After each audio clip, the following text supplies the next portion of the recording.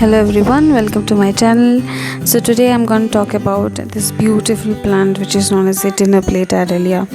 You can see the leaves are round and leathery, and this is how the plant got its name as the dinner plate Aralia.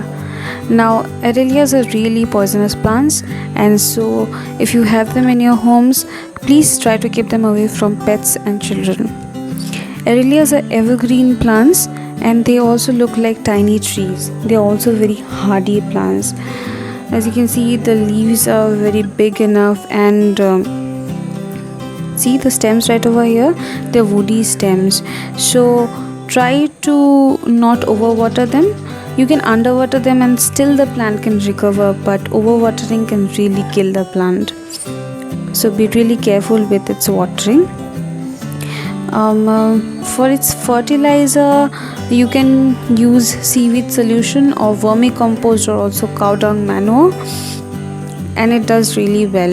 Use the fertilizer within like in a month. You can use only one time. Here I actually want to show you the variegated stalk of the plant. It has both the white and green color on its stalks, but my phone camera did not do its justice, so I'm really sorry for that. Now you can also cut these stalks and propagate the plant.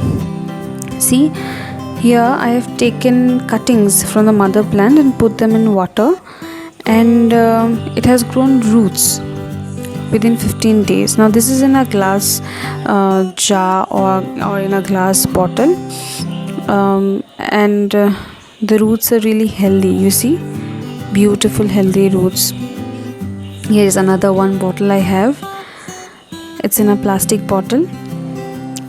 Similarly, I have kept 2 stems from the mother plant. Now you can see here, one stem has got roots, the other do not have roots. What I have noticed is propagation in glass clear transparent bottles are much more successful than in bottles which are not transparent. So try water propagation mostly in glass bottles. You will see 100% successful propagation.